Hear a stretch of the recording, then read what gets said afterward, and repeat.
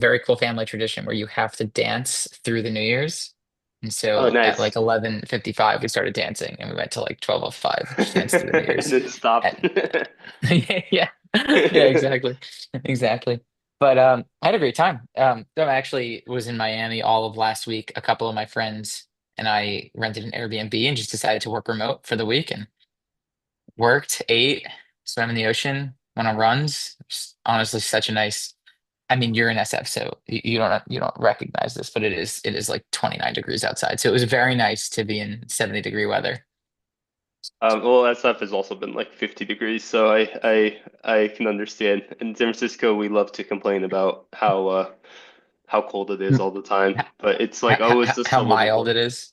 Yeah, well, yeah, we'll complain about the jacket we have to wear, the single jacket. Yes, you complained about literally this sweatshirt. Yeah. I texted, we were all talking. Two of us are from the East Coast, or live on the East Coast. One lives in SF. And so we were like, it is so cold. He sent a picture of his morning, like classic morning SF 25-mile bike ride to work. And it's just gorgeous weather, like 62 degrees. He's like, I'm freezing. It's like, I don't want to hear it. Nice. Yeah, that's typical. Um, So thanks for joining me today. This is our first webinar of the year, and really excited to have you join me for it. For people who are listening in, how today's going to work is me and Ben are going to talk through our predictions for 2025. We are going to talk about MLOps, LLMOps, feature stores, kind of go all over, and see where the conversation leads. At any point in time, if you have any specific questions or comments or anything, you can throw them in chat or Q&A if you are in Zoom.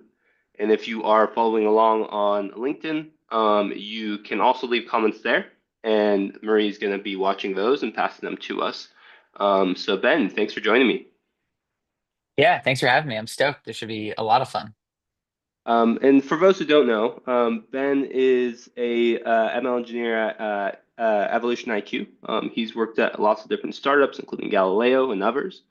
He's also just been around the MLOps space and has been like kind of one of those people who has led it forward with his ideas and thoughts for a long time now, for the MLOps community in other ways. And Ben, anything I missed? Well, give me a quick. How did you get into MLOps?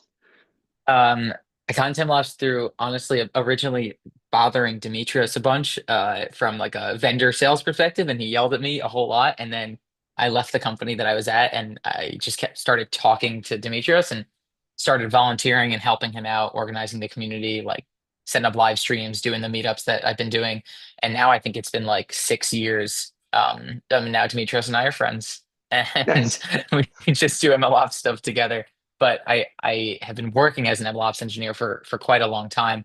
And I just really like the space. Like I had a first short stint at a bank, and I really didn't like that. I went immediately to like an 8-person company and fell in love with that. And since then, I have not worked at a big company. I guess in this very moment, I now work at a big company starting last week, but up until a week ago, I had never worked at a big company full time.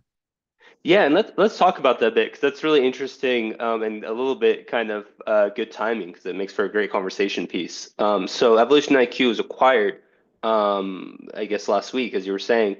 Yeah, can you talk about that a bit? Like, who acquired you? Why did they acquire you? And why do you think it matters for MLOps and LLMOps? Yeah, yeah, that's definitely a cool conversation topic. So a company called CCCS acquired Evolution IQ like right in the new year. So I don't know the exact date, but within the last 1 or 2 weeks that we got acquired. I think it's a very interesting and cool acquisition because first of all, CCC is a large public company. Like it's not like a very hype-driven AI type of startup. And so the acquisition is not a hype-driven acquisition. It's very much like a value-based acquisition. The IQ is providing like enormous amount of value to our customers, to the economy, et cetera. CCC saw that, they bought it, and they were into it. Now we're working together, and I think that's very cool. And it's nice because Evolution IQ is very much an instantiation of a verticalized LLM company. Like for people who push out LLMs don't do anything. Obviously, there's two edges of that argument, and they're both extremes are probably over the top.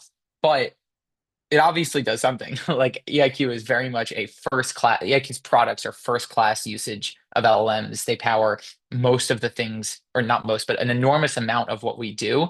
They power like all of the insights that we drive. They make our models better. They're very much a part of everything that everyone at EIQ does. And they're not fake, like they're not demos. They're running in production at tens of millions of prediction scale over the last since we've been using them. Um, and that's really cool. Like it really is good for the community to see that these can be used, they can be useful. There are very real use cases. They are economical when you use them correctly. And the economy finds real value in them. So that's very awesome.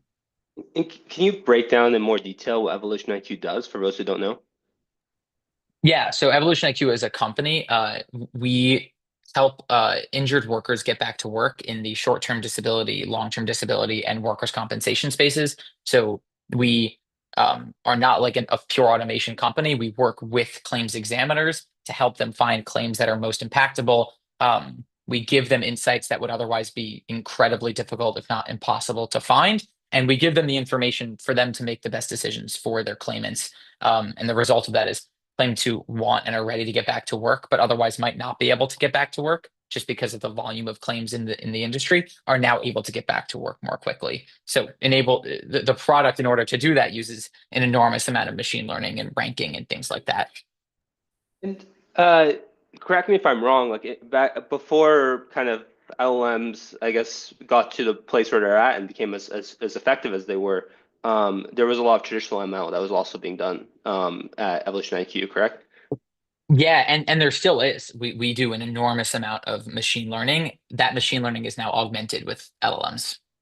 How do you like think about, because like this is a question that, I'm sure both of us get all the time. It's like, okay, like are LLMs dead? Or sorry, is traditional machine learning dead? Like, is LLMs everything? Like, should I drop my and just focus purely on prompt engineering? Like, all that stats I did was a waste of time. So that's an extreme. The other extreme, which we've already talked about, is like traditional ML everywhere. LLMs are pipe. Obviously, it's somewhere in the middle. But for your situation, it's interesting because you use both, and I would love to understand, given the problem space, like how do you think about that? Like when is LLM the right tool? When is traditional machine learning the right tool? Yeah, I think it's a good question. And I think that that question also transcends into like, what kind of job should I get? Like for new people coming into the space, should I be a data scientist? Should I be a software engineer?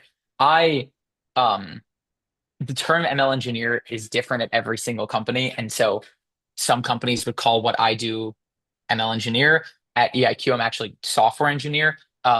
I do not have the statistical background to be like a raw staff data science type role, nor do I want to be like that. That is not my role. My role is building like scalable platforms, and I happen to build scalable platforms in the ML space, hence like MLOps.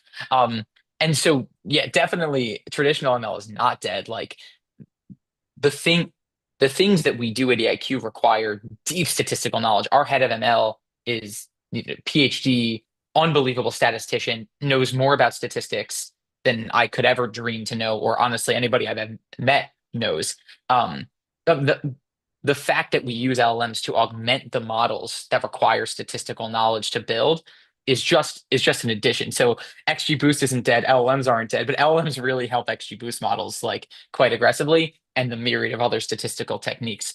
Um, I think what's interesting is that obviously you can take LLM research to the nth degree, be an OpenAI researcher. You obviously like need a PhD for that, but there is an enormous amount of LLM work that you don't really need to be a machine learning engineer. Like you can just use very strong software fundamentals and software principles, and you need some understanding of NLP, obviously. Like it is good to go and read the papers and learn about attention, also learn about like byte-parent codings and all of the traditional NLP stuff, NER, those types of worlds.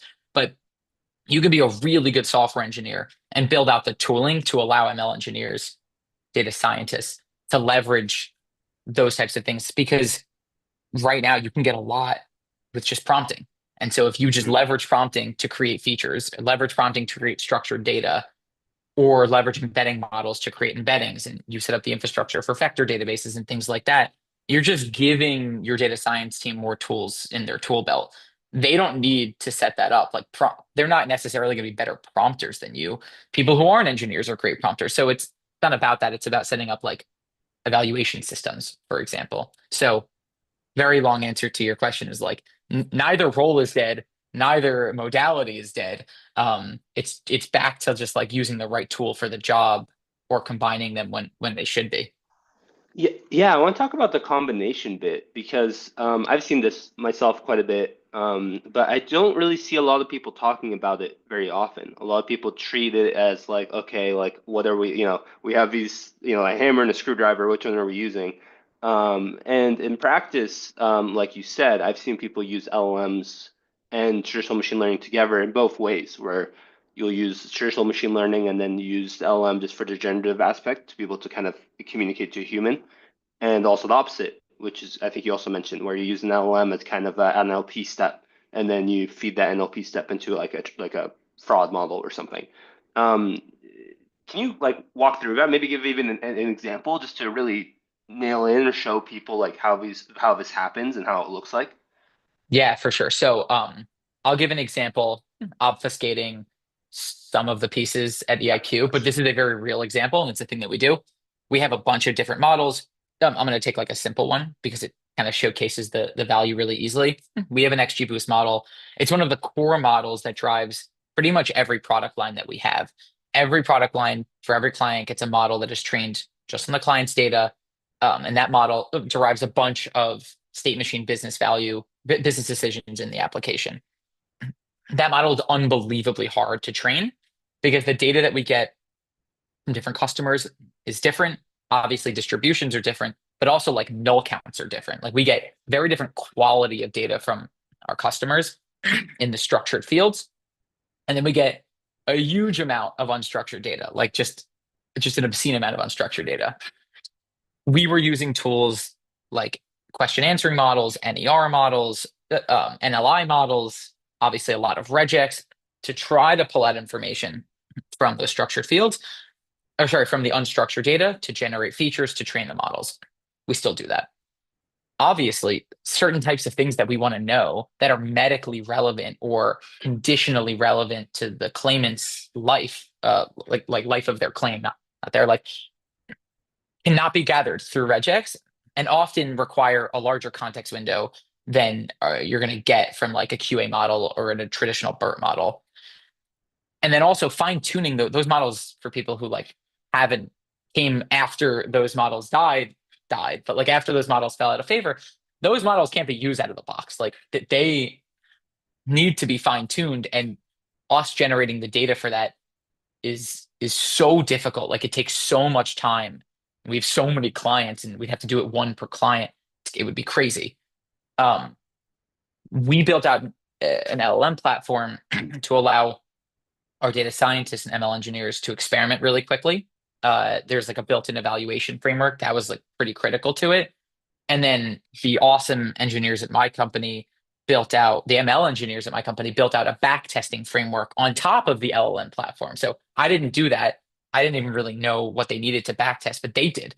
They built out a back testing framework. They combined it with the LLM platform, and they built out a bunch of these systems that pulled various different pieces of structured data that are so important and like so critical to the life of that injured worker's claim. And they've retrained a lot of their models. They back tested, retrained. And those models now, first of all, their precision is up like 15, 20%, but also every, I don't want to say every, but nearly every single feature in the top 10 in terms of feature importance is a feature that was extracted through an LLM from the unstructured data. So it was unbelievable. It literally changed. I mean, it was a fundamental. It was a step function in how much better the models got by pulling out that data from the massive amounts of text and PDF documents that we have. That's so fascinating. I've seen this and I've seen people doing it, and I've kind of hypothetically thought about this for a while. I mean, we obviously used to use BERT and similar for features forever, and they kind of had the similar approach of like you just sprinkle BERT on your model and they kind of just does better. Um, so I mean, it makes sense that LLMs being LLMs would be significantly better. Unrelated, but it's funny you mentioned BERT. I remember like the Almo paper, and then the BERT paper that followed. And I think there's a missed opportunity. I hate that the GPTs came second. I wish it was like GPT one, two, three, Almo, BERT.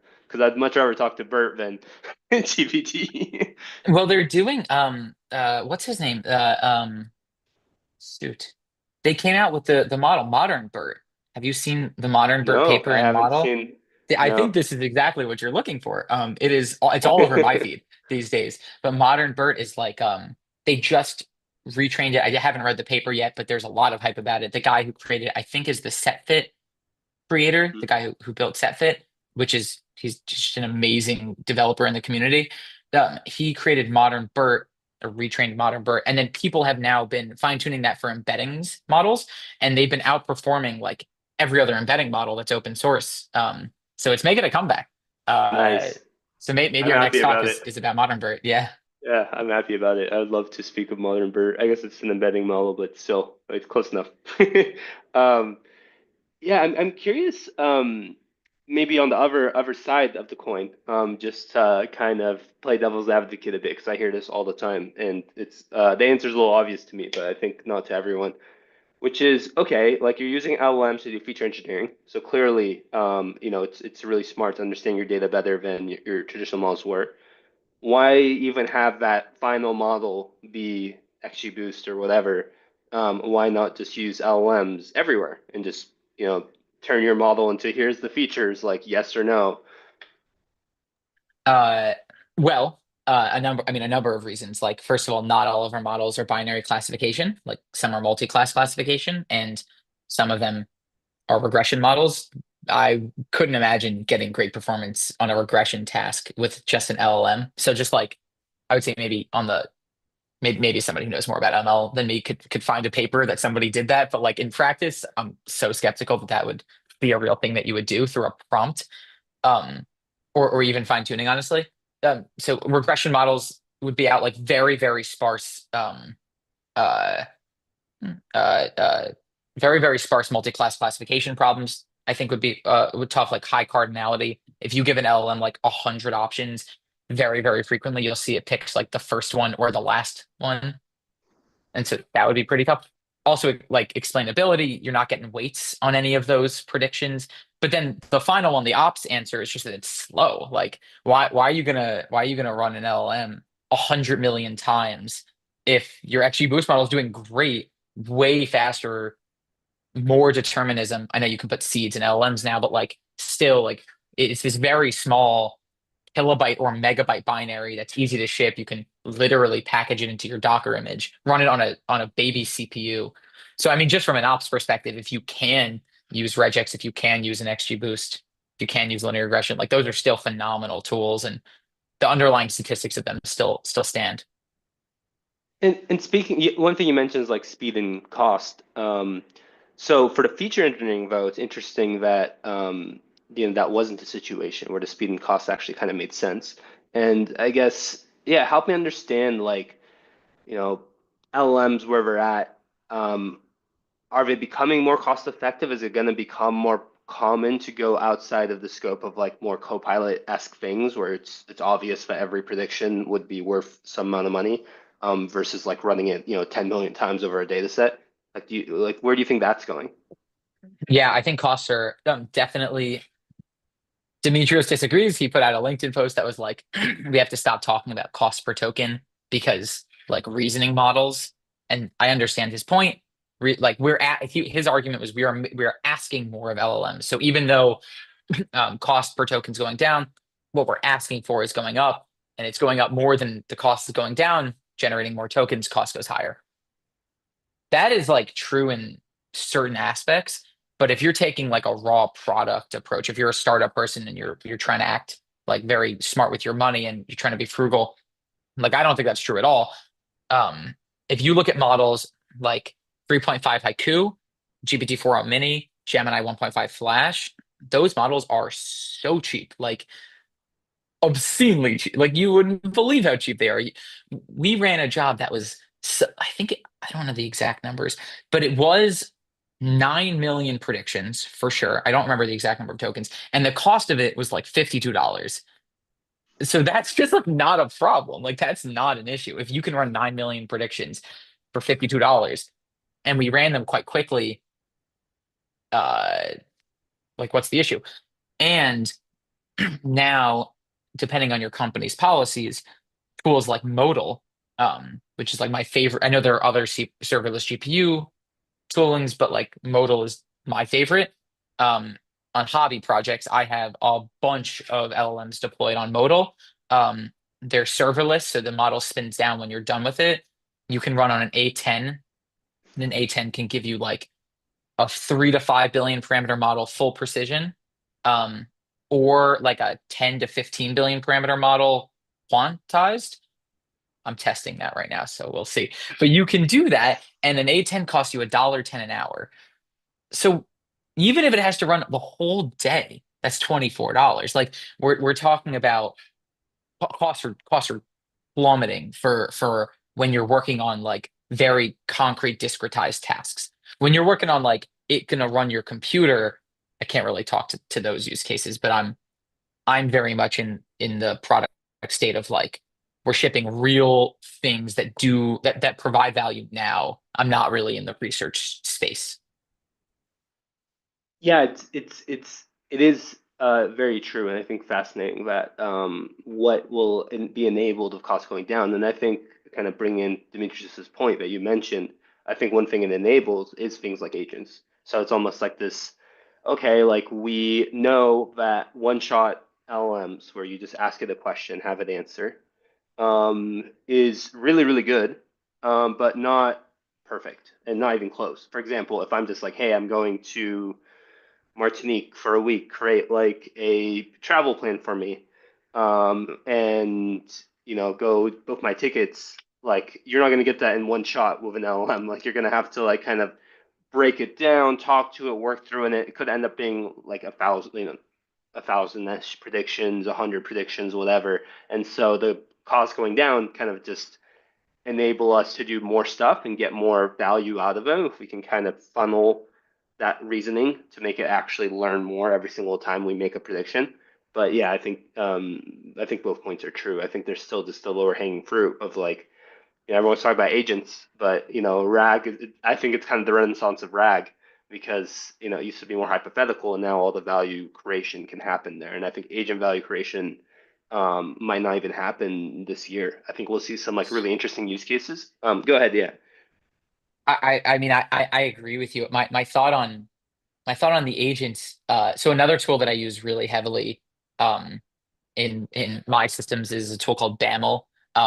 They allow you to like it's really simple. It's an open source tool, and it allows you to essentially you don't really define prompts that much anymore. You actually just define output schemas, and they kind of construct everything for you, and they will coerce the LLM's raw output into the output schema that you define, even if it doesn't fit perfectly. So, like people know about function calling and tool use. Those are tough because model has to be fine-tuned for that, and it has to like be perfect. Otherwise, like JSON.loads is just going to break.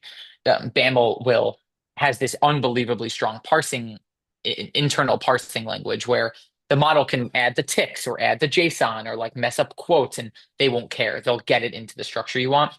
That's great because I use a lot of smaller models and those smaller models don't have function calling like they're not fine-tuned for function calling. So it's really that's a great thing. The reason I'm saying that is on the agents thing, the philosophy that they have, which is the philosophy that I agree with, is like we're taking a few too many steps too quickly here. Like people haven't really gotten LLMs into production in real ways, and now we're already talking about like agents that are doing self-recurrent reasoning loops and like running forever. That to me feels it's great when it happens, but it feels to me a little too fast, too soon. Like let's try to get a single model. Like I'm very much of the philosophy of like get your foot in the door and expand. Like let's just get like a model that's pulling data out of text first. Then let's take that, which is structured, make a code based like business decision. And maybe you'll prompt a second model that does something else with it. Like the whole idea that the model is going to call 16 different functions automatically and then do a bunch of things for you and then spit out an answer in anywhere between 10 and 100,000 seconds. That doesn't feel like a product. That doesn't feel like something you're really going to be able to push out as a product. Like what you can definitely do is just figure out a way to build LLMs into your control flow, but like your actual control flow in the same way you'd call an API and get back JSON. if you can now play in this world where every call to an LLM will give you back JSON in a guaranteed way, start thinking about it like an API and just very discrete systems that give you back exactly what you want. Now you're back in control. Evaluations are very easy. Like all that stuff comes back. And this is sort of why in the beginning I was saying, like, I think software engineers are going to use LLMs a lot, maybe even more than data scientists, because if you can almost guarantee that you're going to get back JSON, and then you just manage your models meaning JSON objects in a way that works in your architecture, and then you just make control flow decisions based on the JSON. Now you're just calling APIs, like anything else, right? Like all of my API calls to my models are still being returned in under 250 milliseconds, which that's not that bad. Like most applications, that's honestly fine. Um, and so that kind of is how I've been playing with them, and it allows me to move super, super quickly. And like I went from zero to an application with 3 dozen LLM calls happening concurrently just because of that structure. Not saying the other stuff that's more advanced isn't great. I'm just saying if you're in the startup mindset and you're trying to ship good products quickly, like that has been a model I think that works really well. Yeah, I tend to agree. I think it's interesting the software engineering question of like our software engineer, like essentially like data scientists, the lots of the value there in LLMs is kind of negated to an extent with software engineers can do the same thing, maybe even better.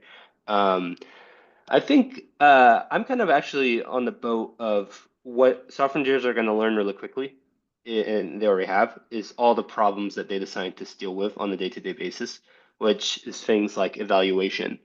And the thing with software engineering is you build a function, you write tests, and if tests pass and you wrote good tests and you follow all the edge cases, like boom, like you're done. It works. And then if you miss an edge case, oh, your log shows a null pointer or whatever, you go fix it, write a test, you're done. In LLM land and ML land, everything is gray. There is no such thing as like, yeah, it's correct now. And so, how do you deal with evaluation? How do you kind of have that iterative scientific style? I think is not something that software engineers have ever done. And I don't necessarily think they're super good at it. I actually think it's a different type of part of your brain. It's kind of the same way of like most engineers are not amazing at writing, but the ones who are like super, super amazing because they kind of have these two things that most people don't have together. And I think the same thing will be true here. If you're an amazing software engineer and a really good data scientist or have that data scientist reasoning, you're going to kind of be able to really do some amazing things like yourself, like amazing things in with LLMs. Yeah, I 100% agree. And I try really hard to discretize LLM use cases. Um, and I'm sure people will be like, you're totally limiting the use case of LLMs. And my response is like, at least I'm getting them out the door. Like at least they're doing things that are valuable.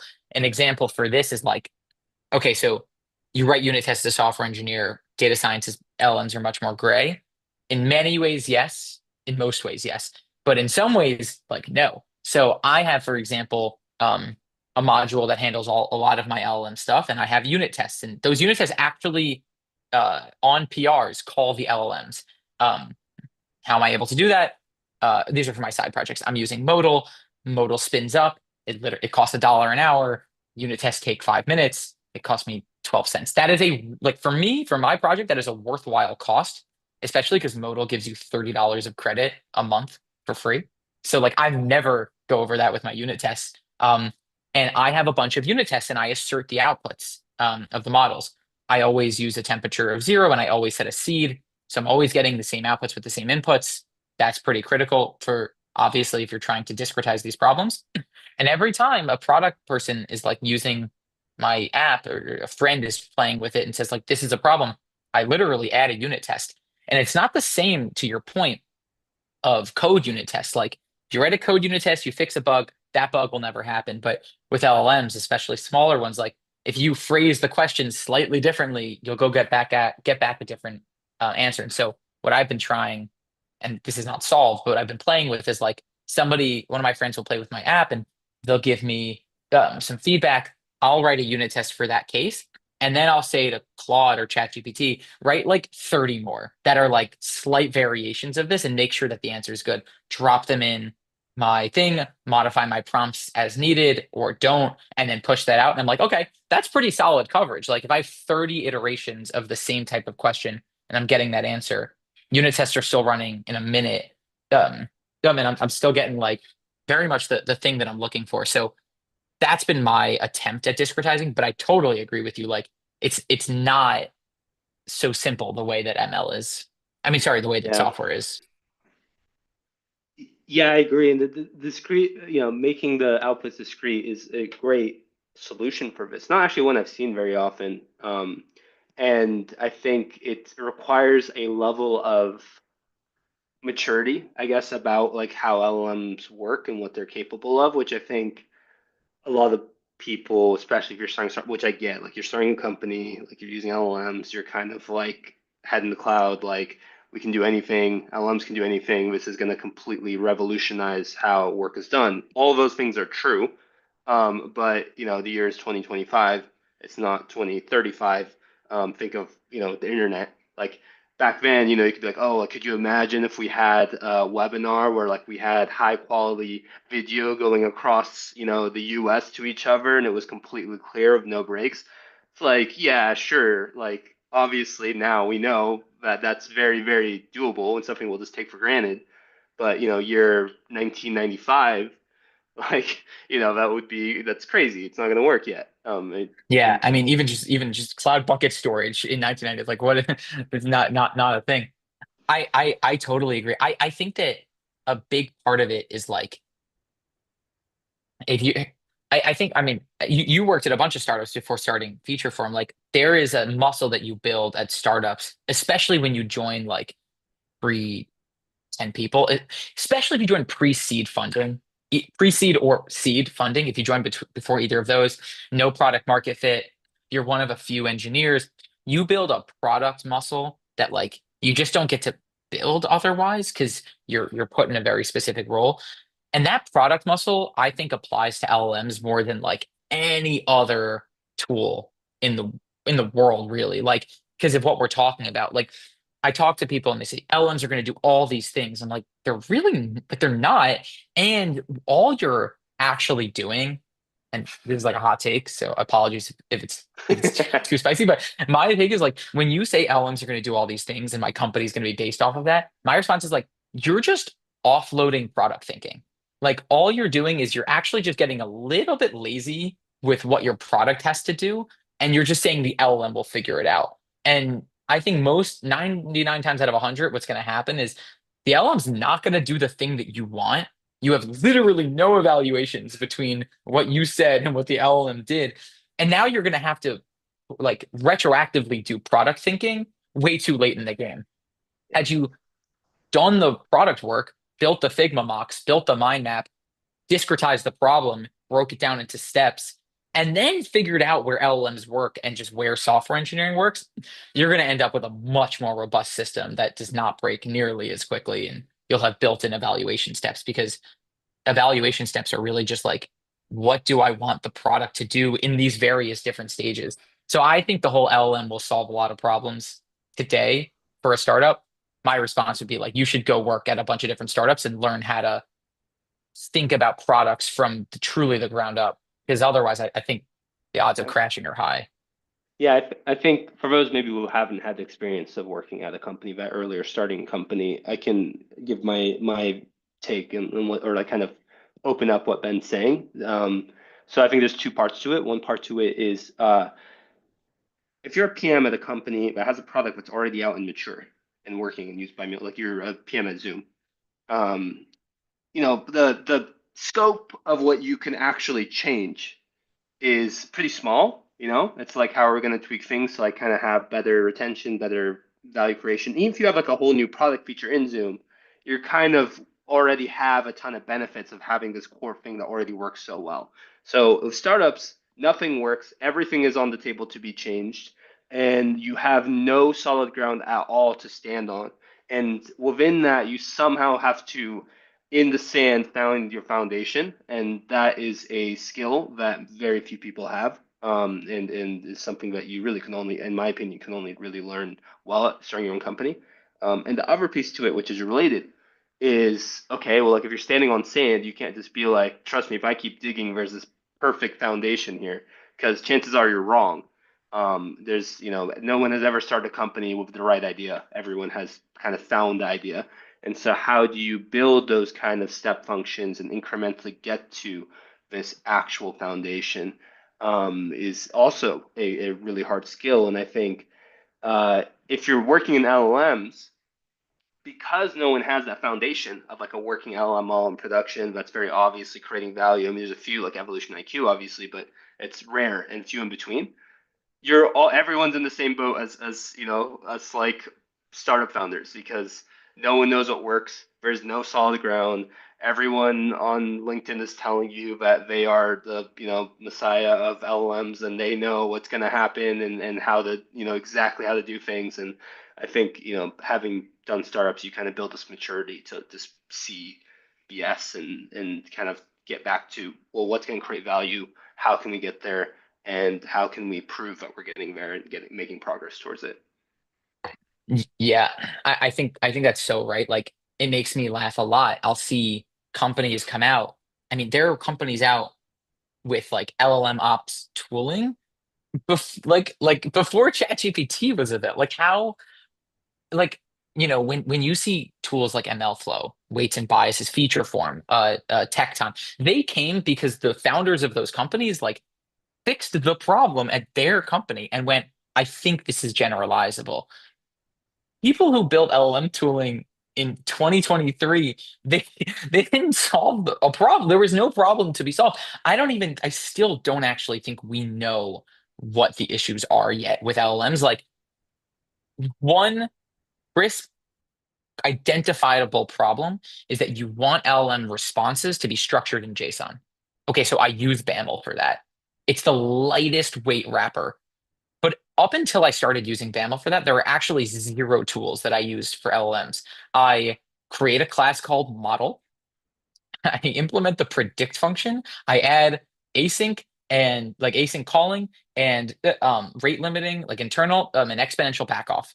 It's like 10 lines of code. And if I want a new model, I add a new model, I implement the API request, and like my entire LLM wrapper is 25 lines of Python code. Like I do not need a wrapper to call endpoints for me because I'm just calling endpoints. So we've identified one problem. You want JSON. I think Bamble does a good job on using it. But like all these companies, I think that they solved problems before we knew what they were. And I still think that we don't really know what the problems are in production. And so I'm still so skeptical of every tool that tells me that there's like I'm so much more into using like first principles tools. Like you always need a feature platform. Like you need one. You need to manage your features. You need to know how features are being generated. LLMs are features, SQL transformation, like all that stuff. You need that. But how you generate those features, if it's with LLMs or otherwise, I'm not convinced you need a tool yet for that. Even experimenting with prompts. Like I was on a call not that long ago. They were like, "How do you experiment with prompts?" I responded nervously. I was like, "I honestly just use GitHub. It's got version control. I tagged the prompts with the GitHub SHA." And everybody in the meeting was like, "Yeah, me too." And I was like, "Thank God, like, I'm not alone." Like everyone's doing that. Like that's because it works. It works so. It's just text. You're versioning your code. Why not version your prompts? Like it just works. Yeah, there's a lot of things you touch on, and I think I want to break them down. I do want to. One thing that's come up through our conversation, and I swear I did not, for those listening, I did not like tell Ben to do this, but feature engineering has come up a lot, and it's because, and it's something we kind of connected on, is that Evolution IQ is one of the few companies I've seen that are in production today and talking about how they are using LLMs for feature engineering. And I think that this use case is one. We're already actually DoorDash just released something where they did something very similar. They had a lot of unstructured data. They pretty much were like, okay, well, can we turn this and like kind of fill up our item catalog because we have our item schema? Can we use an LLM as kind of a parsing step to fill our structured data up and then use that structured data through the rest of our models? I think this use case is kind of unexplored. And to the point we had earlier, it's a discrete problem you can solve. You can really quickly test it, and it will almost surely just kind of empower the rest of your company. It's not like this like, oh, LLM horn that we just stick on top of our product to say we have LLMs. It's like actually feeding back into our core functions. Do you agree? Like, do you think that feature engineering step is something that is highly applicable? Like, I guess break down how you think about it. Yeah, I think that it's critical. Like I don't think it's novel. Like I am in no way like I didn't invent it. For example, like we had the first time I heard about it was actually a really long time ago. I had an MLOps meetup. It might have honestly been before I even worked at EIQ. And a guy came on the MLOps and our MLOps meetup, virtual meetups, and he gave a demo where he was transcribing live audio in a Streamlit app, and he was talking, and it was first transcribing with Whisper, and then pulling out features and populating a table in Streamlit, like through the conversation. And I was like, "That's it. That's it. That is what LLMs are for." And I've carried that for the last, I think that was 2 years ago or a year and a half ago. Carried that forever. Um, so it's not novel. It's just, I think, a little boring relative to what you like in theory could do with LLMs, and people don't like doing the boring stuff. But it is so fundamental. Like the if you're like an LLM company and you're not doing that at some level, I'm so skeptical of what you're doing. Because like in 2025, there's no way a company is being successful without, at the minimum, some level of analytics, like some analytics on what your users are doing, what they want, what they're seeing. And a lot of that data comes in unstructured. Like if you're not interviewing your users and then maybe recording those calls and then generating like features that you come up with that you want to know, not the classic like, oh, LLM, give me a table from of things from this conversation. Like, no, do the work. Like, what do you need to know from these conversations? They'll lead, first of all, to like better user interviews, and you'll get structured output that you can aggregate over time and analyze in your database. Like, if you're not using it for that and you think you're using it for other things, I'm a little skeptical of how you're doing that, because this to me is the fundamental building block. I can't imagine a single product that I have thought about or worked on or side project, etc., that isn't at some level, that isn't at the minimum using LLMs to generate features. Like it's core to everything I'm doing. And getting into like feature platforms in 2025, like I mean, there's obviously all the common value, and we spend a lot of time talking about LLMs, so I actually would rather to stay in that realm. How do you think they need to change or should change to enable this use case? Like, do you see them as an enabler here, and how do they work together with this kind of paradigm? How does what feature platforms? Yeah. I don't actually, well, I mean, the first, definitely like feature platforms have to just support Python code. Like you have to be able to, like you have to be able to create a feature transformation. I know that the terms are different, but I think every feature platform at this point has some concept of a transformation. And you have to just be able to write Python, because you have to be able to call the API. And to be able to call the API, you have to be able to write Python. And so as long as you can like do that, I don't, maybe the feature platform can take it a step further and make it easy to like organize prompts. That could be cool. Like you could potentially abstract away the prompt engineering, and the feature platform could actually just like take the text input and take the prompt and maybe the schema output and run it. But I am generally a fan of like less intrusive behavior rather than more abstractions, because I feel like startup builds abstraction, new customer comes with like this abstraction isn't quite right, startup builds new abstraction, and the cycle can be, rather than like, I'll drop another tool that I really like, Prefect. So unopinionated. They're like, write your Python code, we will schedule it. If it fails, we will tell you how, and that's it. And so like I like that a lot. I think Yeah. Featureform does that well as well. Like just write your Python functions and we will sort of make them happen in a way. And so as long as you're writing Python functions that can call APIs, you can get your text, you can return a data frame or a Pydantic class, and they can manage that with all the primary keys and point in time queries and joins. Like that's, to me, that's really all it is. Like, give me the text, let me predict on it, take my output, put it back in my data lake. I I think yeah, I fully agree. And I think what it is really is just like allowing the abstraction of an LLM as a transformation. I think a lot of people think of LLMs as like kind of a last step thing, like a generative bit, or if it is a transformation, it's kind of in an agentic way where it's kind of transforming into other LLM inputs. And I think that this concept of like enabling a LLM, like an LLM transformation to be a thing. And you talked about making them more discrete and enabling some of that functionality where you can actually be like, hey, this is a transformation. It's going to call this LLM. Here's my prompt. And, I want the answer to be one of these strings, or even like you mentioned BAML, like having a BAML schema and be like, hey, I wanted to output this very specific thing, make sure it outputs this thing. That becomes my feature, or set of features. I actually think that's Or kind set of of features, right? Exactly. yeah, I think that's kind of where they need to go. And I think it's something, I mean, obviously I've been thinking a lot about like where this goes. And I think, a lot of people, and I think some feature stores have taken the approach of like go all in on RAG and just like we now support vector DBs. And I actually think that even though that is a different kind of aspect of the use case, I actually think that this use case of like feature engineering using LLMs is the part that people are ignoring. And I actually think the harder Totally. part to manage and version and like run that transformation, have it fit into the rest of the feature pipeline, materialize it for serving versus like vector DB RAG. Like I think the way we do RAG today is really dumb and naive, but I just think it's going to be a while before people all realize that and move to yeah. I so agree on that second. I agree on both those points, but I so agree on that second point, and it's actually the reason why I'm currently like pretty unconvinced of feature stores supporting like the vector DB construct.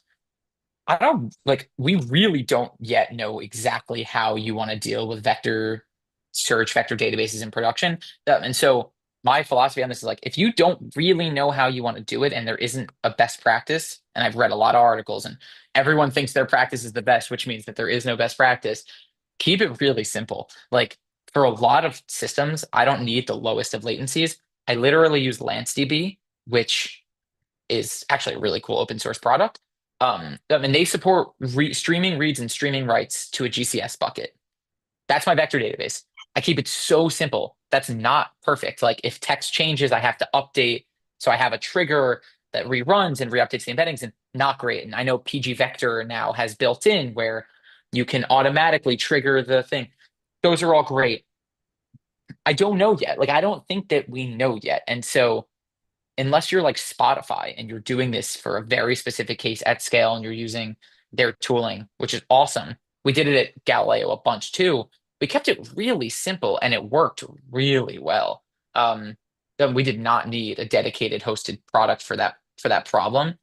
We just like set up a bunch of assumptions and those assumptions held. And I think still hold. I don't work there anymore, but I think they still hold.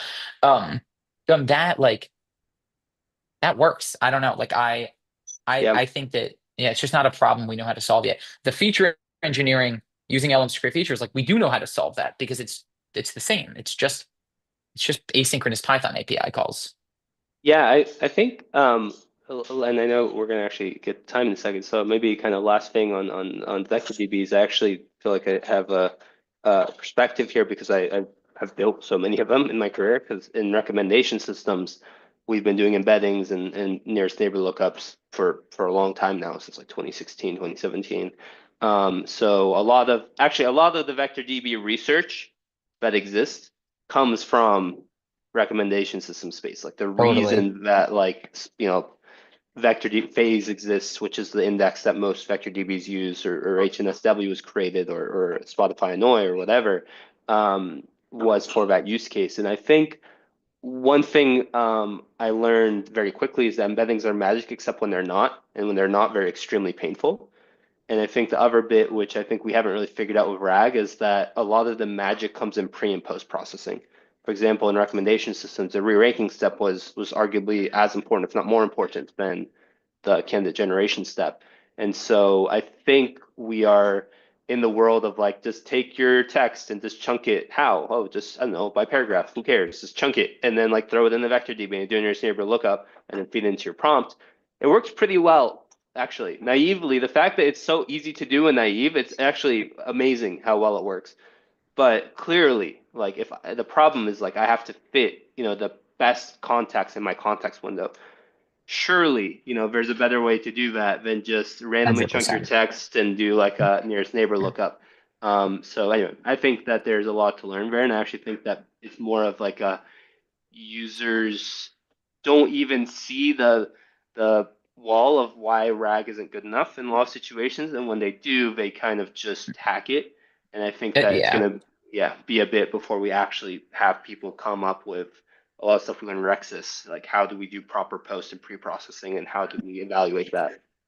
Yeah, your point was, I just want to clarify when I said we haven't solved, that's like an unsolved problem. I did not mean in the Rexis space. Like that is Yeah, pretty well solved in the Rexis space. I meant it's unsolved in the LM exactly. RAG space. So yeah, I totally agree. Um, Great. This has been awesome. We've touched on a lot of subjects. I want to give a few minutes if anyone wants to ask us any questions. They can feel free to throw them in the Q&A or on LinkedIn. Marie will be looking at LinkedIn. And Marie, I believe we're going to send a video out for people who watch or people who maybe couldn't make it. Maybe Marie, you want to take over for a minute? Yeah, sure. Thank you guys so much for watching our webinar. After this, I'll send you guys an email with the recording of the webinar. I'll also send you links to our Slack community. I'll send links to Ben's socials if you want to catch up with him afterwards. And also our docs if you are starting to use Featureform and want to learn more.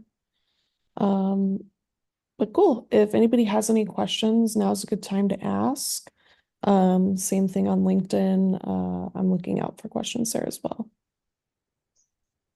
We got one. Yeah, thanks for joining. Awesome. Well, Ben, this has been really, really fun, really a pleasure to do. I think actually I'm gonna package this up and put on our podcast as well. I was literally as we were Awesome. talking, I was like, this is such a good conversation. I want to throw it in more places. So thanks for hopping on and I really appreciate your time and your Yeah, I insights. appreciate yours. This was a great time. Thanks, Simba. All right. Cool. Well, let's